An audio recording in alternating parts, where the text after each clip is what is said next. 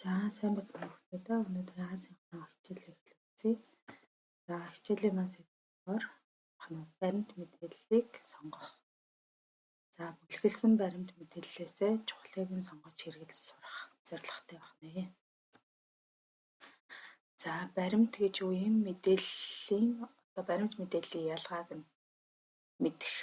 За баримт мэдээлэл хоёр бол нэг цаасны хоёр тал юм гэж.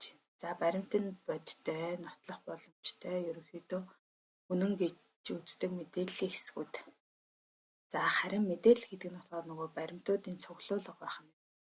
Баримтыг мэдээлэл дээрээс андуурч болохгүй. За баримт гэхээр бидний судалгаа эсвэл туршлагаар мэдэж болох нотлогоо юм. За үнэн зөв. За мэдээлэл нь болохоор тодорхой сэдв асуудлын хүрээнд зохион байгуулж, эмх зэгц дараалалд оруулж боловсруулсан баримтуудыг мэдээлэл гэж хэлэх нэ. За баримт мэдээллийн ялгаатай шинж нь юу вэ гэдэг. За ялгаатай шинжийг сайн ойлгож аваад бас тэмдэглэж аваарай.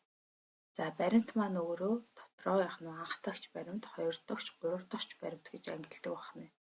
За анх дахь бол мэдээж сэтгүүлч амьдралаас шууд авч баримтжуулсан тэргуун зэргийн ач холбогдолтой. За хоёр дахь гэхээр сэтгүүлч хоёр дахь этгээдээс авсан мэдээлэгчдийн өгсөн үйл явдал, үйлдэл, үзэгдлийн тухай өвөрмөц баримт болдгоо. За ийм тохиолдолд бид нэр баримтын их сурвалжийг заавал заах, мөн түүнийг олж авсныг батлах баримт байх чухал. За хэрвээ хоёр дахь баримтыг ашиглаж байгаа тохиолдолд заавал их сурвалжийн дурдах ёстой гэдэг шиг. За тийм байх нь. За гурав дахь баримт дээр болохоор энэ нь ямар нэгэн үндслийг агуулдаг боловч юугаарч батлагдаагүй янз бүрийн цуурхал, таамаглал, ховж үе шинжтэй байдаг. За тэгэхээр ер нь анх дахь баримт, хоёр дахь баримт ер нь үнэн бодит нотлогоо баримттай байх магадaltaй байх нэ. За гурав дахь баримт бол ямар нэгэн зүйлээр батлагдаагүй цуурхал яриа таамаглал зэрэг нь байдаг байна. За баримтыг ингээд гурав ангилдаг байна. За баримтыг өргөн утгаар нь авч үзэх юм бол бодит нөхцөлд үнэхээр болсон аливаа зүйлийн тухай шалгагдсан үнэн бодиттой мэдлэг юм гэж. За мэдээлэл болохоор бидний сурч мэдэж ойлгож болох зүйлийг хэлнэ.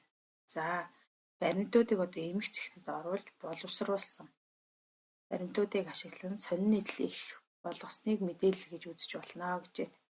За мэдээлэл нь ямар нэг асуултын хариулт болж өгдөгөөрөө онцлог ялгаатай байх нэ. За бид баримт бол мэдээлэл хоёрын ялгааг мэдээд авчлаа. Тэгвэл баримтыг сонгохдоо өөрийн бичиж байгаа их эссен дээр ашиглаж байгаа баримтаа сонгохдоо ямар зүйлийг анхаарах ёстой вэ гэдгийг мэдэж авъя. За хамгийн эхлээд ямар чухал санаа гаргаж байгаа гэдгийг тодорхой болгож өгнө. Тухайн асуудлынхаа хүрээнд ирэх зүйлээ тодорхойлоод тэгээ дараагийн алхам маань болохоор тухайн өөрийн бичиж байгаа тэр их эсээгээр дамжуулаад уншигчдад яг юуг ойлгож ухаараасай гэж хүсэж байна. Тэрийг маш зөв тодорхойлох ёстой юм байна. За үүний дараа бид баримтаа цуглуулах судалгаа хийж эхэлнэ гэсэн үг. Дөрөв дэх алхам маань болохоор судалгаа хийх буюу баримт цуглуулахдаа хамгийн түрүүнд их сурвалжаа хаанаас баримтаа цуглуулах вэ гэдэг.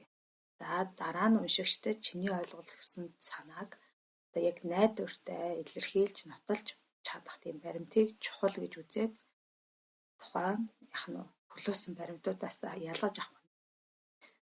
За дараагийн алхам сонгосон баримтуудаа санаагаар нь бүлэглэх гэдэг эдгээр алхмуудыг маш сайн мэддэг байх хэрэгтэй байна. За энэ дараалалаар бид баримтаа сонгох нэ. За баримт цуглуулах арга замууд гэж байна. За ямар арга замууд гэдэг вэ гэхээр ажиглалтын арга, ярилцлага, туршилт, асуулга, сорил, харьцуулт хийх юм арга замууд байдаг байна.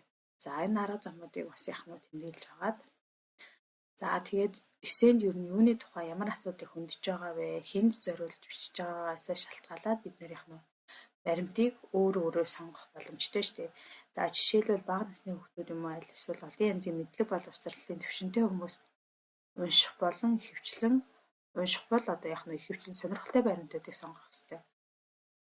Тэгэхээр хүнд зориулж бичих вэ гэдэг нь хамгийн чухал ах нь. Тэрнээс хамаарат баримтаа цуглуулна гэсэн үг. За харин олон талаас нь судалж үзснээ харуулах бол одоо биднийх нь тухайн бичиж байгаа эсэнд мэргэжлийн үг хэллэг, шинжлэх ухааны нэр томьёо, тоон баримт, судалгаа бүхийг үндэслэлтэй найдвартай баримтжуул зайлшгүй хэрэг болдог бахнэ, хэрэглэх ёстой бахнэ.